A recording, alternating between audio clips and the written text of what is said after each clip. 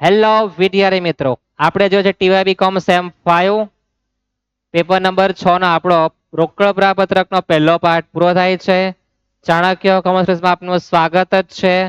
નવા છે સબસ્ક્રાઇબ કરવાનું બિલકુલ નહીં ભૂલતા, લાઈક અવશ્ય કરવું. આપણે જોવાના છે તેની વાત કરીએ તો રોકડ પ્રપત્રકમાં આપણે 1 વર્ષનો પાકો સર્વે આપ્યો, 2 વર્ષના નહીં 3 વર્ષના પાકો સર્વે આપ્યા, તો કયા પ્રકારની ઘટના બને, શું એન્ટ્રી આપવાની છે આપણે ચર્ચા કરી જ છે. સમજ શક્તિ તમારી હવે તો કમ્પ્લીટ થઈ ગઈ હશે કે 3 એક્ટિવિટી આવવાની છે, એટલે કે 3 પ્રવૃત્તિઓ. કરણ અર્જુન આય કે ક એટલે કામગીરી, ર એટલે રોકાણ, ન એટલે નાણાકીય પ્રવૃત્તિ. હવે 2 વર્ષના પાકા સર્વે આપ્યા હોય તો કેવી રીતના ગણો એનો આપણે દાખલો જોવાના છે. કરીએ આપણે ચર્ચા દાખલાની. તો રકમ વાંચો.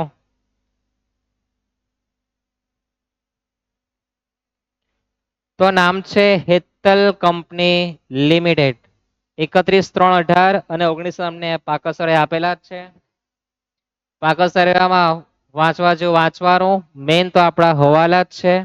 હવાલા વાંચીને શું કરવાનું, ટીક કરતું જવાનું, જેના મારે જરૂરી ખાતા બનાવવા પડે. તો પહેલો હવાલો છે કે 40,000 ની કિંમતનું યંત્ર 45 આના વેચેલું છે, તો મારે યંત્ર ખાતું બનાવવું પડશે. યંત્રની કોઈ માહિતી આપી નથી. શું આપેલું છે, સ્થિર મિલકત, તો સ્થિર મિલકતનું ખાતું મારે બનાવવાનું.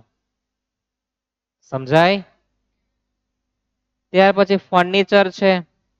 ફર્નિચર પણ મિલકત નો જ પડ્યો એટલે સ્થિર મિલકત પર બે હવાલા થઈ ગયા. સ્થિર મિલકતનું ખાતું થોડું મોટું બનાવવાનું. નંબર 3 માં 10% ડિબેન્ચર ધારકોને 12% ડિબેન્ચર આપવાનો વિકલ્પ આપ્યો. અડધા ડિબેન્ચર એ 12% ડિબેન્ચર સ્વીકારેલા છે. બાકીના કીધું ભાઈ पैसे आने दे, हमको नहीं चाहिए तुम्हारा डिबेंचर, એટલે બાકીના રોકડા માંગેલા હતા. તો બંને ડિબેન્ચર પર ખરું કરી દઈએ. શું છે આપણે ચર્ચા પછી કરીએ એના પર. નંબર 5 માં પ્રેફરન્સ શેર પરત કરવાના છે અને નવા શેર બહાર પડવાના છે, એટલે બંનેના ખાતા બનાવવાના. ત્યાર પછી આવકવેરા જોગવાઈ કરી છે, તમારે કરવેરા જોગવાઈનું ખાતું એ બનાવવાનું. વચગાળાનું ડિવિડન્ડ છે એનું કોઈ ખાતું બનાવવાની જરૂર નથી. હિસાબી ધોરણ 3 મુજબ રોકડ પ્રવાહ પત્રક તમારે તૈયાર કરવાનો છે. સમજાય આટલું? હવાલા વાંચીને ટીક કરી દેવાના. મોટું છે, તમારે 2 પાના ભરીને પત્રક તૈયાર કરવાનું. કેવી રીતના તૈયાર કરવાનું, આપણે દરેક વસ્તુ લખવાના છે, તે પણ ઝડપથી.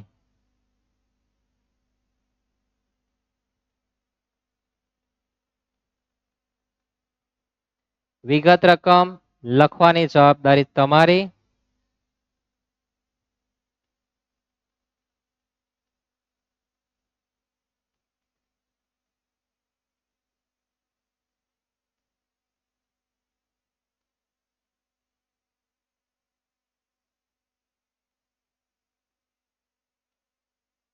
આ આપણી બોર્ડર લાઈન છે.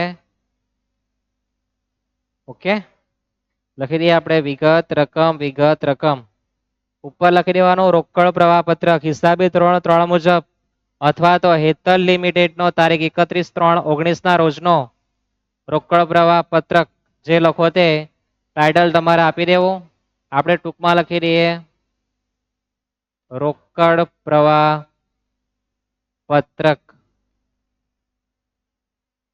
શું લખવાનું, રોકડ પ્રવાહ પત્રક. વિગત રકમ, રકમ.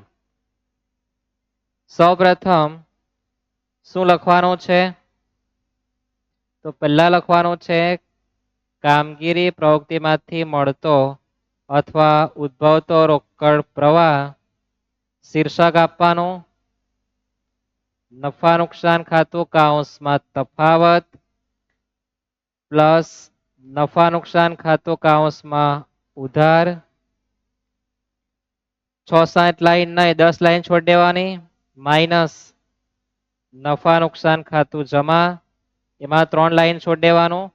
પછી કાર્યશીલ મૂડીમાં ફેરફાર, એમાં 5-6 લાઈન નહીં જોવાના તમારા દેવાના મિલકત.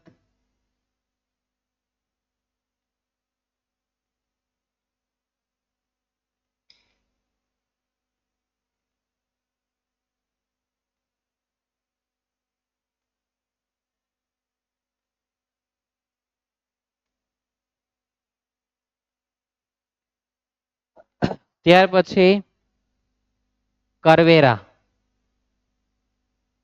બાદ કરી દેવાના. જે આવે તે આપણો કામગીરીનો જવાબ. કામગીરી પ્રવૃત્તિમાંથી મળતો ચોખ્ખો રોકડ પ્રવાહ. બીજું આપણું આવવાનું છે રોકાણ પ્રવૃત્તિ, જેમાં આપણે બધું શું લખવાના છે? મિલકતોનું. 6-7 લાઈન છોડી દેવાનું. નાણાકીય પ્રવૃત્તિમાં બધું કોનું લખવાનું છે? દેવાનું. ત્યાર પછી રોકડ અને રોકડ સમાન વધારો ઓબ્લિક ઘટાડો, એટલે કે તમારો A plus B plus C નો જવાબ પ્લસ શરૂની શિલ્લક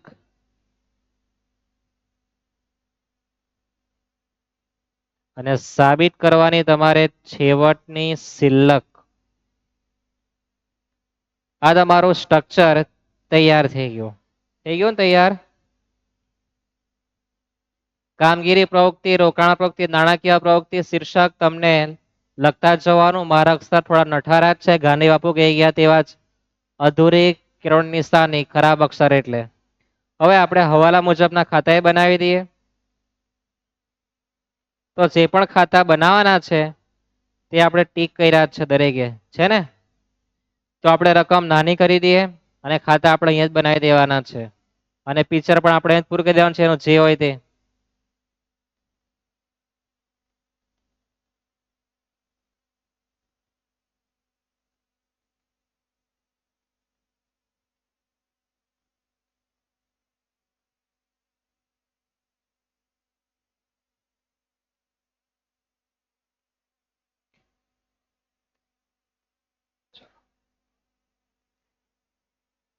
તો આપણે હવાલા વાંચતા જવાના છે અને પિક્ચર પૂરું કરતા અહીંયા જ જવાના છે. ઓકે, સ્ક્રીનશોટ લઈ લેવાનો તમને જો ફોટો જોઈતો હોય તો. તો પેલું છે આપણે કે યંત્ર પર 45,000 માં વેચવામાં આવ્યું. ખાના બની ગયા પછી શું કરવાનું? તો હવાલા મુજબના ખાતા બનાવવાના. શું બનાવવાનું? હવાલા મુજબના ખાતા બધા જ બનાવી દેવાના. પણ આપણે હમણાં સમજવા માટે આ જ પેજ પર આપણે પેલો જે હવાલો જે છે એનું આપણે ખાતું બનાવીશું. યંત્ર ખાતું, બીજી કોઈ માહિતી આપણને આપી નથી. હવે યંત્ર ખાતું આપણને પાકસરામાં નથી આપ્યું. શું આપેલું છે આપણને? સ્થિર મિલકતનું ખાતું. તો આપણે યંત્ર ખાતું એટલે જ ઉપર લખી દેવાનું કે ભાઈ સ્થિર મિલકતનું ખાતું. જેટલી પણ મિલકત છે એ બધી શામાં આવવાની છે? સ્થિર મિલકતમાં જ આવવાની છે. સમજાયા? જોઈને આવું ખાતું બનાવી નહીં દેવાનું. જો પહેલા તમને પાકસરામાં શું આપેલું છે. ઓકે, અને યંત્ર ખાતા બીજો કોઈ હવાલ નથી આપ્યો એટલે આપણે આને પિક્ચર પૂરું થાય એટલે સાફ કરી નાખવાના છે. તો યંત્ર ખાતામાં બાકી લખી દઈએ. મિલકતની કઈ બાકી આવે? ઉધાર. તો શરૂઆતની બાકી આપણી 6,45,000. 18 એ શરૂઆતની બાકી કહેવાય. 19 કે બાકી કહેવાય? છેવટની. છેવટની કેટલી બાકી છે? 581.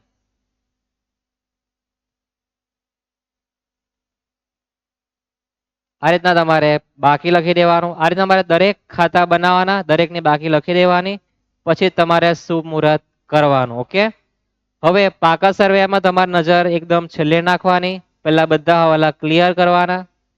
તો યંત્ર ખાતામાં સૂચના શું કે 40,000 નું યંત્ર 45,000 માં વેચવામાં આવ્યું. તો 45,000 રૂપિયા આવે કે જાય? આવવાના. મિલકતનું બધું ક્યાં આવે? રોકાણ પ્રવૃત્તિમાં. તો લખીએ આપણે યંત્રનું વેચાણ 45,000. રોકાણ પ્રવૃત્તિમાં લખી દઈએ આપણે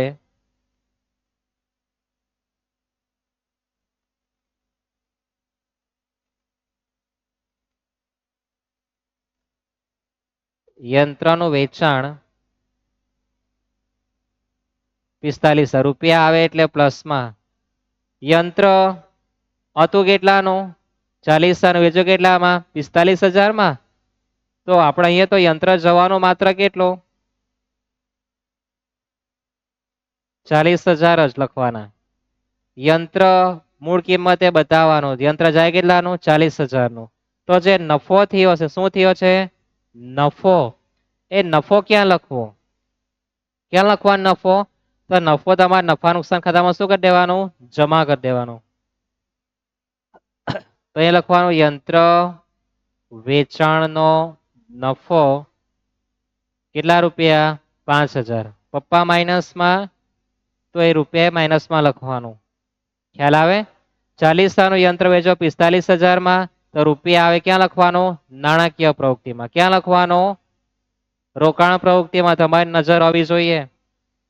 ક્યાં લખવાનું? રોકાણ પ્રવૃત્તિમાં. યંત્રનું વેચાણ નફો જે થયો છે એ નફા નુકસાનમાં શું કરી દેવાનું? જમા. પપ્પા માઇનસમાં, દીકરો માઇનસમાં આવવાનો છે. ખ્યાલ આવે? તો તમારું યંત્રનું પિક્ચર અહીંયા પૂરું થાય. પછી આપણે કયું ખાતું બનાવવાનું છે? ફર્નિચરનું ખાતું.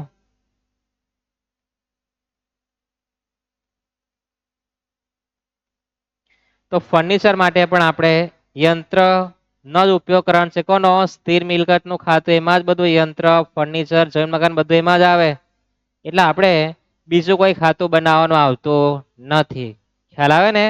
સ્થિર મિલકતના જ પોયરા છે, બધા એક જ ઘરના છે. બાપની કિંમત આપી, પોયરાની કોઈની કિંમત આપી નથી. અલગ અલગ યંત્ર, ફર્નિચરની બાકી નથી. આ બધું ક્યાં લખવાનું? સ્થિર મિલકતમાં. શું કીધું છે? વાંચો. 65000 ની કિંમતનું ફર્નિચર વર્ષ દરમિયાન ખરીદવામાં આવેલું છે. ખરીદેલું છે. તો ખરીદી કરે તો આપણે મિલકત વધવાની. લખવાનું અહીંયા રોકડ ખાતે કેટલા? 65000.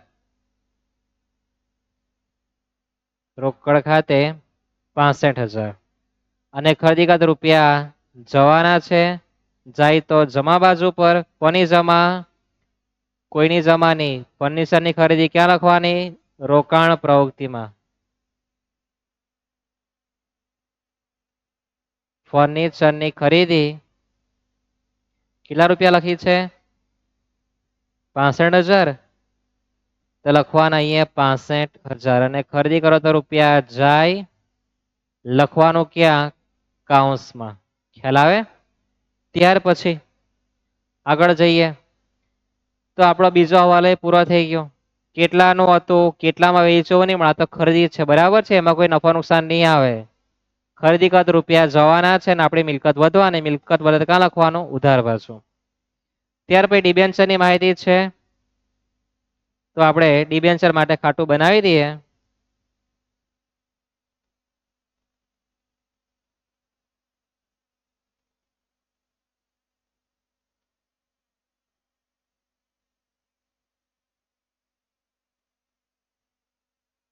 તમારે પહેલા બધા ખાતા તૈયાર કરી દેવાના છે. શું કરવાનું છે? બધા જ ખાતા તૈયાર કરી દેવાના.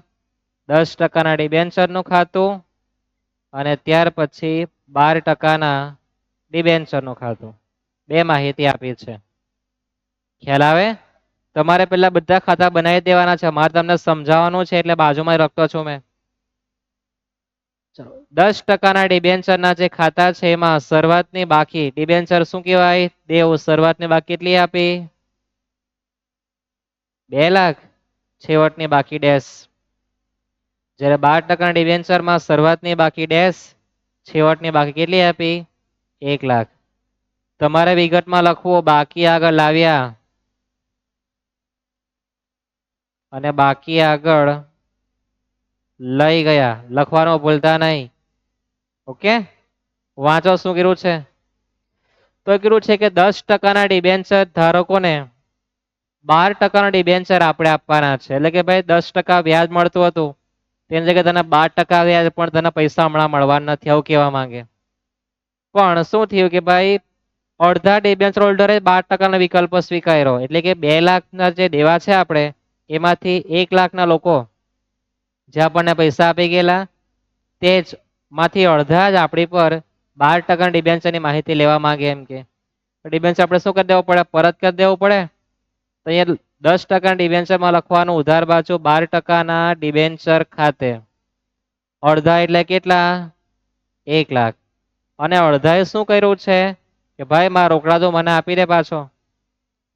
શું કે બાકીના ડિબેન્ચર રોકડા ચૂકવી આપે, રૂપિયા આપણા જવાના. એટલે 2 લાખના જે ડિબેન્ચર છે એ આપણે પરત કરી દીધા છે પરત કેવી રીતના કરે સૂચના આપી છે કે અડધા ડિબેન્ચર એ 12% નો વિકલ્પ સ્વીકાર્યો છે. 2 લાખના અડધા 1 લાખ ડિબેન્ચર ને બાકીના રહેવાના કેટલા 1 લાખ તે શું કરે રૂપિયા માંગલે આવા દેવા પૈસા મારા થઈ ગયો આટલું. અને બીજી અસર 10% ડિબેન્ચરમાં 12% ઉધાર તો 12%માં શું કરી દેવાનું 10% ને જમા તે લખવાનું 10%ના ડિબેન્ચર ખાતે કેટલા લખવાના 1 લાખ. એટલે આ તમારું ખાતું કમ્પ્લીટ થઈ ગયું. સરવાળા કોઈ કરવા નહીં જવાના પિક્ચર પતી ગયું. રોકડા જે ચૂકવી આપ્યા એ લખવાનું ક્યાં ડિબેન્ચર કોનો ઘરનો પોયરો નાણાકીય પ્રવૃત્તિનો તો લખવાનું 10%ના ડિબેન્ચર પરત કર્યા. 10%ના ડિબેન્ચર પરત કર્યા 1 લાખ રૂપિયા. કેટલા 1 લાખ રૂપિયા. તો આપણું ડિબેન્ચર નો પિક્ચર અહીંયા પૂરું થઈ ગયું. થઈ ગયું ને કમ્પ્લીટ. ત્યાર પછી નંબર 4. તો નંબર 4 માટે વાંચો શું કીધું છે કે ભાઈ આટલા પ્રેફરન્સ શેર છે એ મારે ઉચકીને લાખી દેવાના છે એમ કે કા નાખવાના તે જોઈ લો.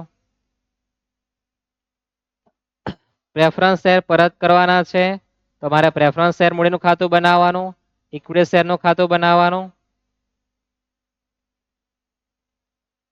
પ્રેફરન્સ શેર મૂડીનું ખાતું બનાવવાનું ઇક્વિટી શેર મૂડીનું ખાતું બનાવવાનું અને જામીનગીરી પ્રીમિયમ આપણને આપેલું છે ને આપેલું તો બનાવવાનું જામીનગીરી પ્રીમિયમનું ખાતું.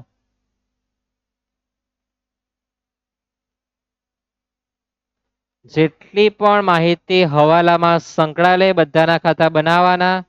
ઓકે તો પ્રેફરન્સ શેર પરત કરે તો પ્રેફરન્સ શેરનું ખાતું બનાવવાનું નવા ઇક્વિટી બહાર પડે ઇક્વિટી ખાતું બનાવવાનું અને પ્રીમિયમથી તો જામીનગીરી પ્રીમિયમ ખાતું બનાવવાનું. આ બધા કોના પોયરા દેવાના દેવાન કે બાકી આવે જમા તો બધામાં લખી દે જમા બધું બાકી આગળ લાવ્યા પ્રેફરન્સ શેરની શરૂઆતની બાકી 3 લાખ ઇક્વિટી શેર મૂડીની શરૂઆતની બાકી છે 2 લાખ જામીનગીરી પ્રીમિયમની બાકી શરૂઆતની આપી 50,000 પ્રેફરન્સ શેરમાં છેવટની બાકી ડેશ ઇક્વિટી શેરમાં છેવટની બાકી 5 લાખ જામીનગીરી પ્રીમિયમમાં છેવટની બાકી કેટલી આપી છે 80,000 બાકી તમારી લખાઈ જવી જોઈએ આ રીતના. થઈ ગયું આટલું બાકી લખવાનું. હવે વાંચતું જવાનું અને ચિત્રકામ કરતું જવાનું.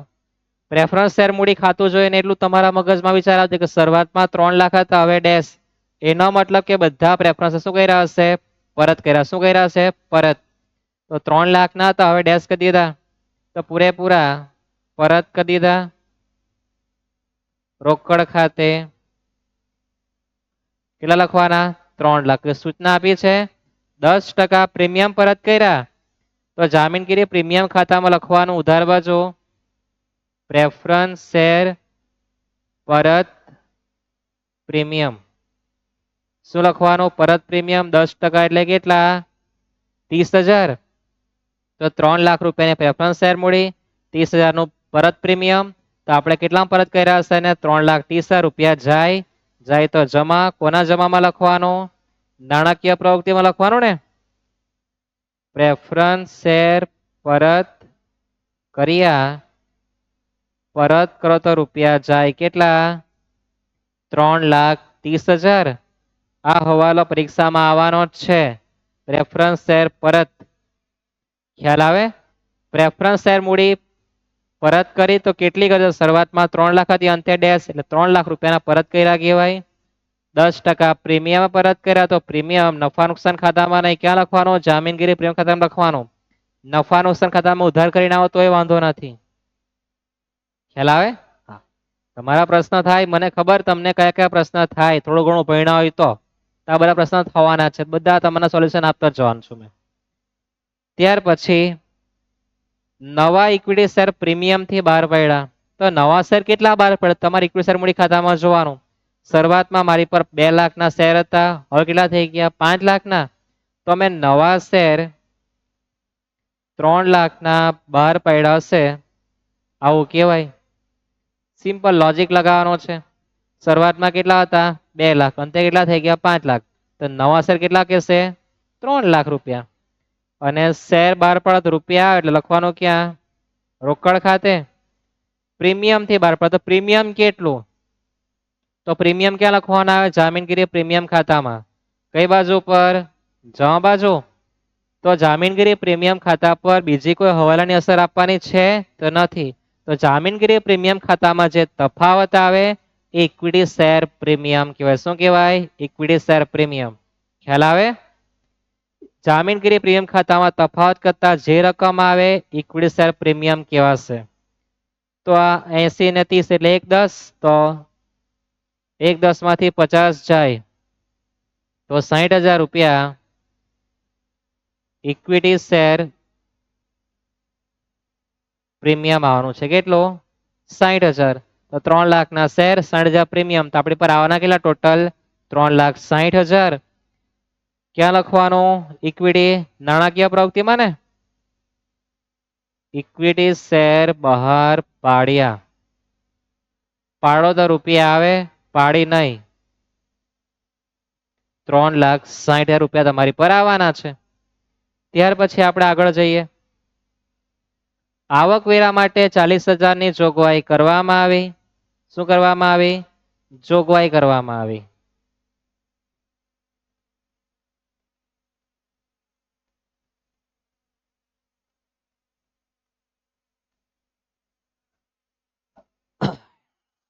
તો આવકવેરા જોગવાઈનું ખાતું આપણે બનાવીએ.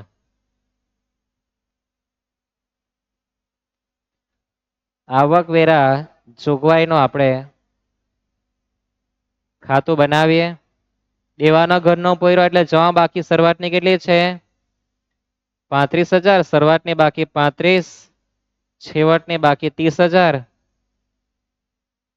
બાકી આગળ લાવ્યા 35, છેવટની બાકી 30,000.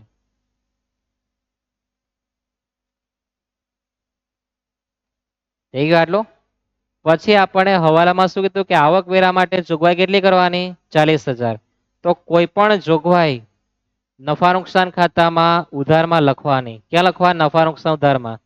કેટલી જોગવાઈ કરી? 40,000. તો નફા નુકસાન ઉધાર તો કરવે જોગવાઈમાં ક્યાં આવવાનું છે? જમા બાજુ પર.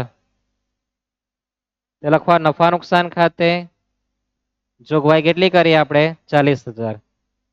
અને આપણું જે પિક્ચર છે નફા નુકસાન ઉધાર એમાં લખવાનું કરવેરા જોગવાઈ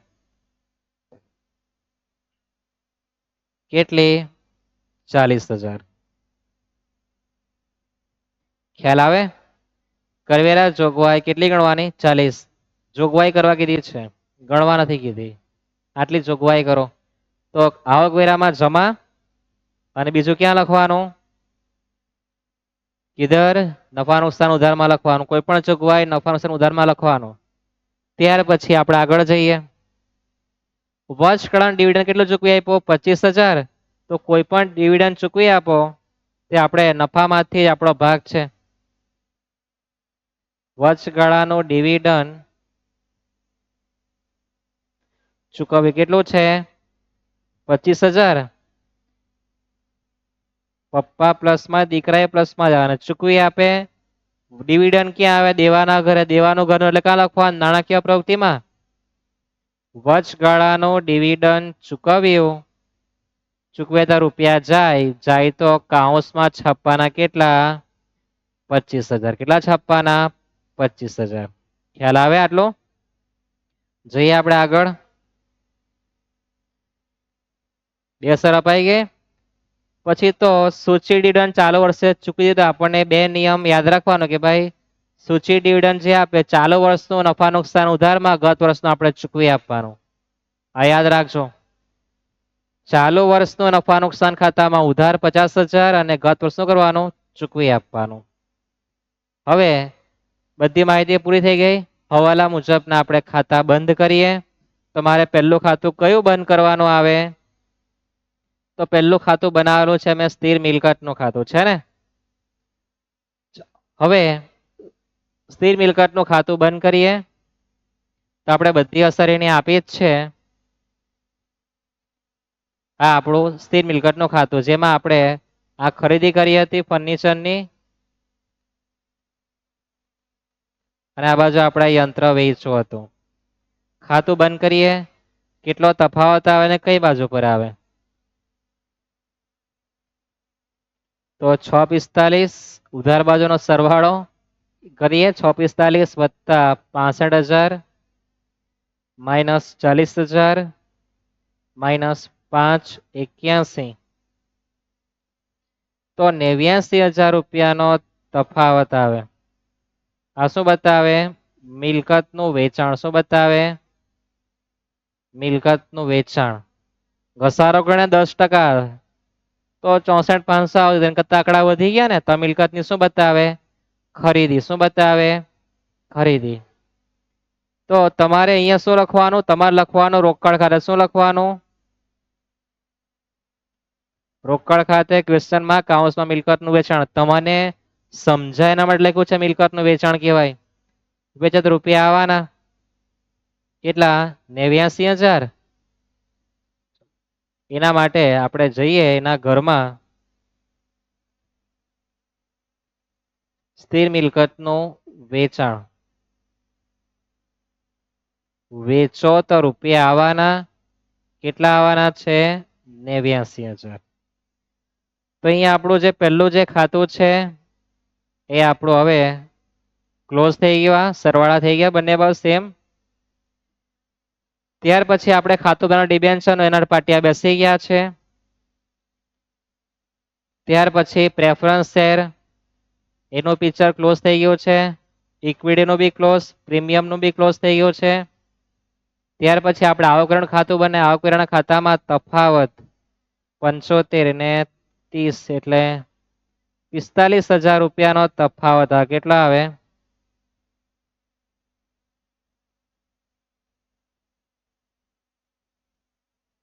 તમારો તફાવત 45 આવવાનો છે. કેટલા આવે? 45. એ ક્યાં લખવાનું? રોકડ ખાતે. રોકડ ખાતે એટલે કે આપણે એના માટે તૈયાર કરેલું છે. માઇનસ કરવેરા ચૂકવ્યા કેટલા?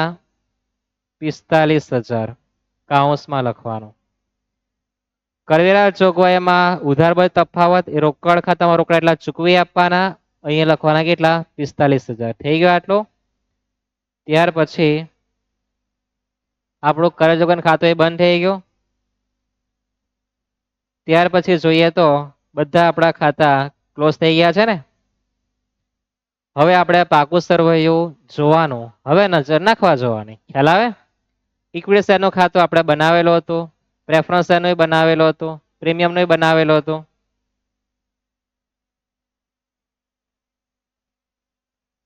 સામાન્ય અનામતનું આપણે બનાવ્યું નહીં હતું. તો સામાન્ય અનામત દેવાના ઘરનો દેવાનો શું નિયમ આવે? ચાલુ માઇનસ ગત. અને ક્યાં લખવાનું? નફા નુકસાન ઉધારમાં લખવાનું. અનામત, અદ્રશ્ય મિલકત, અવાસ્તવિક મિલકત બધું ક્યાં લખવાનું? એનું નફા નુકસાનના પિક્ચરમાં લખવા જવાનું. તો 110 માઇનસ 60,000 તો 50,000 આવે.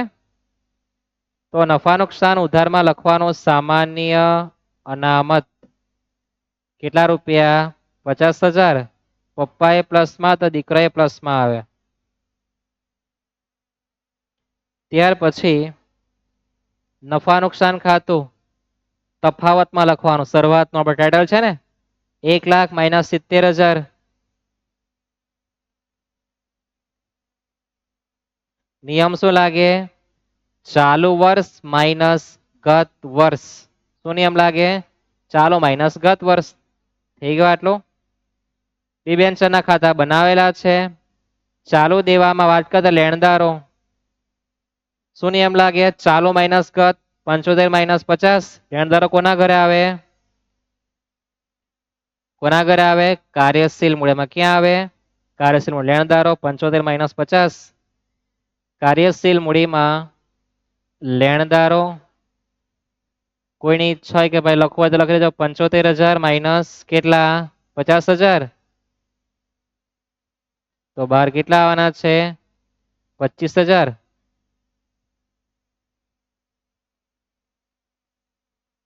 જો પ્લસમાં તો પ્લસમાં લખવાનું, માઇનસ તો માઇનસમાં લખવાનું. ત્યાર પછી શું આપેલું છે? દેવી હુંડી ચાલુ માઇનસ ગત 30 માઇનસ 40 દેખાય ને દરેક ને 30 માઇનસ 40 10,000 માઇનસ માં દેવી હુંડી 10,000 માઇનસ માં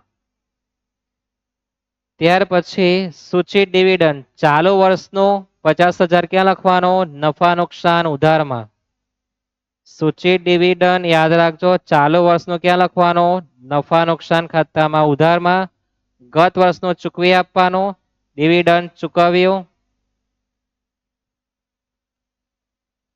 ચાલુ વર્ષનો નફા નુકસાનમાં ઉધારમાં ગત વર્ષનું ચૂકવી આપવાનું કેટલું છે ગત વર્ષનું જો કેટલું છે 30,000 ચૂકવી આપવાના કેટલા 30,000 અને જાય તો ભાઈ તું જમા રૂપિયા જવાના એટલે ક્યાં લખવાના કાઉન્સમાં ત્યાર પછી કરવેરા જોગવાઈનું ખાતું બનાવેલું છે સ્થિર મિલકતનું ખાતું બનાવેલું છે રોકાણનું ખાતું બનાવ્યું નથી હવે મિલકતમાં શું નિયમ લાગે ગત માઇનસ ચાલુ 18 માઇનસ 19 કરવાનો તો રોકાણો 60 માઇનસ 80 તો 20 આનું શું બતાવે ખરીદી તો રોકાણો ક્યાં લખાય મિલકતના ઘરમાં અને 60 માઇનસ 80 તો કાઉન્સમાં કેટલા આવ્યા 20,000 અથવા તો 60,000 ની મિલકત આવી હવે થઈ ગયા 80,000 તો નવી કેટલી ખરીદી આવે 20,000 ની રોકાણની ખરીદી કહેવાય ત્યાર પછી પ્રાથમિક ખર્ચા હતા 10 હવે થઈ ગયા 0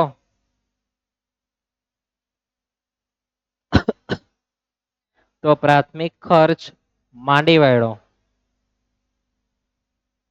નફા નુકસાનમાં ઉધારમાં પ્રાથમિક ખર્ચ માંડી વાળો કેટલો 10,000 શરૂઆતમાં હતો 10 હવે 0 થઈ ગયો નિયમ ગત માઇનસ ચાલુ સ્ટોક ક્યાં આવે કાર્યશીલ મૂડીમાં નિયમ મિલકતનો ગત માઇનસ ચાલુ સ્ટોકમાં કેટલા આવવાના માઇનસ 50,000 સ્ટોક ક્યાં લખવાનો કાર્યશીલ મૂડીમાં કાઉન્સમાં 50,000 આવી ગયા ને સ્ટોક દેવાદારો ગત માઇનસ ચાલુ 140 માઇનસ 150 તો દેવાદારોમાં તફાવત કેટલા આવે 10,000 દેવાદારો 10,000 પ્લસ કે માઇનસમાં 140 માઇનસ 150 દેવાદાર વધી ગયા 140 માઇનસ 150 કેટલા થવાના માઇનસ 10 ને લખજો કાઉન્સમાં માઇનસ 10,000 ત્યાર પછી લેણદારો છે 50 માઇનસ 75 આ લેણી ઊંડી છે 50 માઇનસ 75 માઇનસ 25 ઉપર લખી દે મારી પર જગ્યા ઓછી લેણી ઊંડી કાઉન્સમાં 25,000 ત્યાર પછી અગાઉથી ચૂકવેલ ખર્ચ 10 માઇનસ 9 1,000 પ્લસમાં 1,000 પ્લસમાં અગાઉથી ચૂકવેલ ખર્ચ પ્લસમાં છે કેટલો 1,000 તમારી પર જગ્યા છે 10 લાઈન મારી પર જગ્યા ઓછી પડી ઉપર લખ્યું મેં ત્યાર પછી રોકડ અને બેંક શિલ્લક તો આપણી શરૂઆતની રોકડ શિલ્લક 20,000 થાય અને આ અંતની 30,000 થાય કેટલી થાય રોકડ ને બેંક શિલ્લક બે પ્લસ કરીને લખી દેવાની બેંક ઓવરડ્રાફ્ટ કશે આપણને આપ્યો નથી તો શરૂઆતની 20 અને છેવટની 30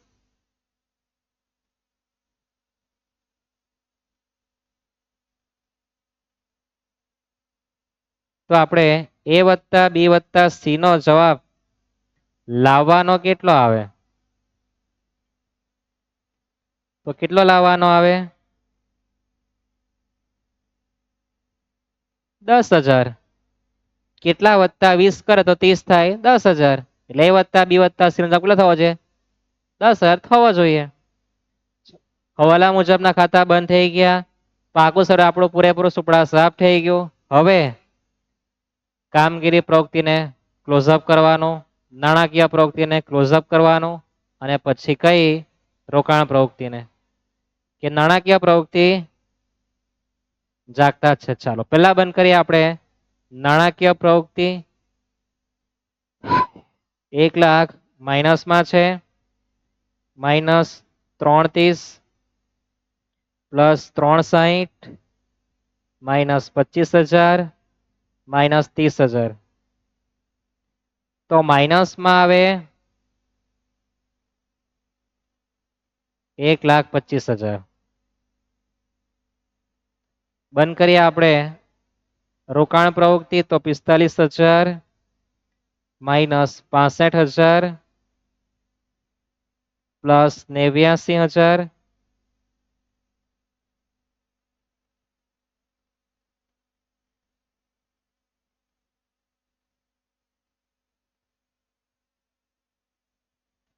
અને માઇનસ 20,000.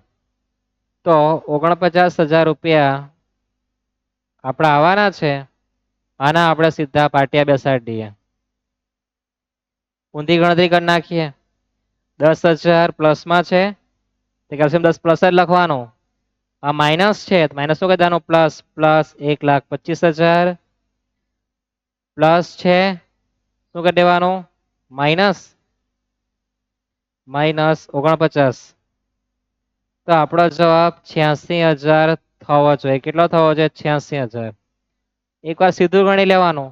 આપણો કામગીરી પ્રવૃત્તિમાંથી મળતો ચોખ્ખો રોકડ પ્રવાહ આવી ગયો. જો કોઈ ઉપરની ગણતરી નહીં કરવાની. પાટિયા શીખવા પાટિયા બેસાડવાનું. 86,000 પ્લસ 49 માઇનસ 1,25 10 આવી ગયા આપણો. હવે આપણે ગણી જોઈએ ઉપરનું બધું થાય ગયા કેમ. પહેલા છે 30,000 પ્લસ 40,000 પ્લસ 25,000 50,000 ફરી પાછા 50 plus 10,000 minus 5,000 plus 1,000 minus 25,000 plus 25,000 minus 10,000 minus 50,000 minus 10,000 1,31 minus 45,000 કરી દો. આવી ગયા આપણા કેટલા 86 આવી ગયા ને. જારું મંટર આવી જ જાય. ઓકે તો આપણે અહીંયા 14 માર્ક આપણા કમ્પ્લીટ થઈ ગયા. આપણે ઊંધી ગણતરી પાઠ્ય શીખવાનું કારણ કે અમાયિકા એન્ટ્રી લખવામાં ભૂલી જવાય કાં તો પ્લસ કશે ઓછા પડી જાય તો એ બધા આપણા પાટિયા પરફેક્ટ થવાના છે. અહીંયા આપણે દાખલો પૂરો કરીએ. સબસ્ક્રાઇબ કરવાનું બિલકુલ ભૂલતા નહીં. આપણે લાઈવ લેક્ચર ભણવાના સેમ 6માં અકાઉન્ટ્સ બંને માટે જ. ઓકે તમારા મિત્રને વિડીયો પણ શેર કરવાનું બિલકુલ ભૂલતા નહીં. મળીએ આપણે નેક્સ્ટ લેક્ચરમાં જેમાં આપણે ભંડોળ પ્રવાહ દાખલા જોવાના છે. સમય ઓછો છે. 2 દિવસ તો સ્ટુડિયોમાં સમારકામ ચાલતું હતું. લાઇટ પણ ઝબકારા મારતી જ છે ક્યારની. ઓકે એટલે 2 દિવસ આપણા લેક્ચર ધોવાઈ ગયા. આપણે માત્ર 7 લેક્ચરમાં પિક્ચર પૂરું કરવાના છે. કેટલામાં 7માં જ કાં તો 8 થવાના છે. આવતીકાલ મંગળવાર ને પછી બુધવાર ગુરુવાર તમારી એક્ઝામ છે. બુધવારે મોસ્ટ આઈએમપી 2 વાગે બેસી જ જવાનું થિયરી માટે. શાના માટે થિયરી માટે. અને તમારા માટે એક એક્ઝામ્પલ છે. તમે લોકો ઘણું બધું શીખો છો. શીખો ને શું શીખો તે ચર્ચા કરીએ. એક વિધાન છે.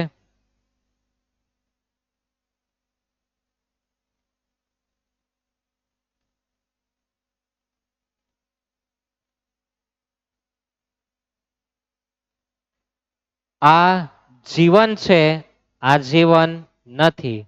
આ વિધાન જો તમને સમજ પડી જાય તો તમારું જીવન સુધરી જવાનું છે. કહેવાનો ભાવાર્થ એવો છે કે આ જીવન છે આ જીવન નથી કે જેમાં સુખ અને દુઃખ બંને આવે. એક પાસાની 2 બાજુ. ત્યાર પછી તમને જેટલો લાભ થાય એટલું તમને નુકસાન પણ થવાનું છે. ખ્યાલ આવે જેટલું લાભ એટલું નુકસાન થવાનું છે.